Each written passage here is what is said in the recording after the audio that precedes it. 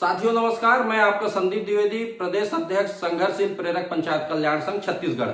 और मेरे जितने भी प्रेरक साथी जो मुझे यूट्यूब के माध्यम से, सोशल मीडिया के माध्यम से देखते रहे हैं और जो मेरे फॉलो कर रहे हैं, आप सबको बहुत बहुत धन्यवाद। और मुझे बहुत ही गर्वान्वित हो रहा है आज आपको एक बहुत रोचक जानकारी देने में, जिसके लिए आप लंबा संघर्ष कर रहे थे। जी हाँ, एक खुशखबरी निकल के आई हुई है आज छत्तीसगढ़ पर। इस महीने एक लेटर आई है जिसका बीज 9 साल पहले प्रेरकों ने बोया था। छत्तीसगढ़ के कुछ प्रेरक साथी अपने जिला स्तर पे एक आवेदन हाई कोर्ट के सामने अपना पेश किए थे कि भाई बिना पूछे किसी प्रकार से प्रेरक को बाहर कर दिया गया है, तो अब उनके जीवन का क्या होगा जो अल्प मानदेय पर इस योजना में काम कर रहे थे। अब हमारा भी सोच था कि भाई हमको तो सरकार ने मानदेय पे रखा था और ये योजनाबद्ध तरीके से रखा था, तो बाहर कर दिया, हम क्या करें। और हम लोग भी सरकार से लगातार लड़ाई लड़ रहे थे कि बजट दीजिए और हम लोग समाहित हो जाए। इस बीच हाई कोर्ट ने एक बहुत अच्छा जजमेंट दिया है जो आप सुन के चौंक जाएंगे, आपको भी खुशी महसूस होगी। हाई कोर्ट ऑफ छत्तीसगढ़ ने पहली बार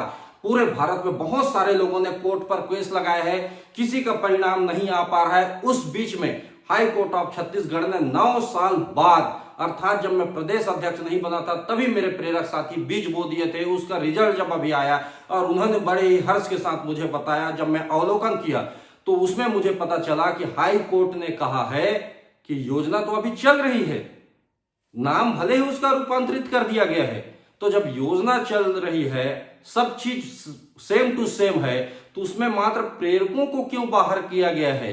प्रेरक इसको पत्र के माध्यम से लिखे विभाग को हमको उसमें काम चाहिए, क्यों इनको बाहर कर दिया गया है। अगर वह नहीं रखती विभाग तो हम फिर विभाग को बुलाएंगे, उसका पूछताछ करेंगे कि उसका कारण क्या है। हालांकि इस केस के मध्य में जब भी यह चलते रहा 9 साल बीच, तो अनेकों बार यह साक्षर भारत अभियान से जुड़े जो पदाधिकारी हैं, जो उनके अधिकारी हैं, उनसे वार्तालाप सरकार ने किया और उन्होंने ही जानकारी दिया कि हमारी योजना तो चल रही है। इस बीच बहुत अच्छी खुशखबरी ये निकल के आई, जब योजना चल रही है तो वास्तविक आप भी सोचिए कि मात्र प्रेरकों के साथ बजट कम है करके क्यों बाहर कर दिया गया। और यह इसलिए किया गया था ताकि प्रेरक कहीं आगे चल के अपना मांग न रखने लगे और इनके जो भ्रष्टाचार है उसको ना उजागर करने लगे, या अन्य कोई चीज होगा जो कहीं ना कहीं प्रेरक इनके ऊपर बोझ बनते जा रहे थे होंगे। वरना अल्प मानदेय 2000 जैसे रोजगार के लिए क्यों प्रेरक को बाहर किया जाता, आप भी सोचिए। तो कहीं ना कहीं सरकार ने प्रेरकों के साथ छल तो किया था, लेकिन हाईकोर्ट ने बहुत ही अच्छा एक दीपक जला के दिया है और प्रेरकों को कहा है कि आप जाइए, एक लेटर लिखिए विभाग को और दीजिए।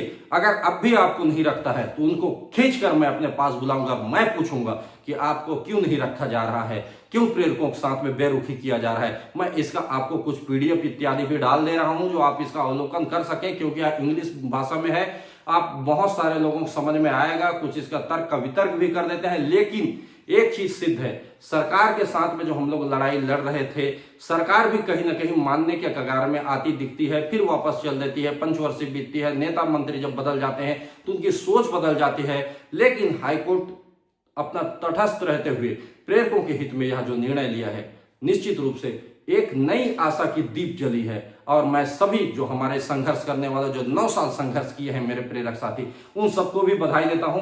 और जो साथी अभी इसमें नहीं जुड़ पाए हैं वो चिंता ना करें, उनके लिए भी हमारे पास ऑप्शन है। उस ऑप्शन को मैं बताऊंगा, पहले हम लोग देखते हैं। विभाग में अभी हमारे साथियों से हम लोग पत्र जारी करवा रहे हैं, जितने भी साथी जुड़े हुए थे, जिनका कोर्ट में नाम गया हुआ है, उन सबका अभी हम लोग देखते हैं कि वो आवेदन लगा रहे हैं। विभाग क्या जानकारी देता है, उसके बाद हम कोर्ट को फिर तलब करेंगे कि भाई विभाग वाले हमको क्यों बाहर किए हो, इसको आपको अब कोर्ट में बताना पड़ेगा। और योजना अगर चल रही है तो प्रेरक किस रीजन से बाहर हुआ उसको आपको बताना पड़ेगा। अगर बजट कम है तो पूरा योजना क्यों बंद नहीं किया गया, किसके माध्यम से आज साक्षरता चल रही है, किसके माध्यम से ढिंढोरा पीटा जा रहा है, इसका पोल भी हाईकोर्ट निश्चित रूप से खोलेगा। तो मैं सभी साथियों को बस यही कहूंगा कि आप सब धैर्य बनाए रखें और अपने संगठनों को बल दें, मजबूती दें। और निश्चित रूप से थोड़ा लंबा सही, क्योंकि देश को भी आजाद होने में 200 साल लगे थे।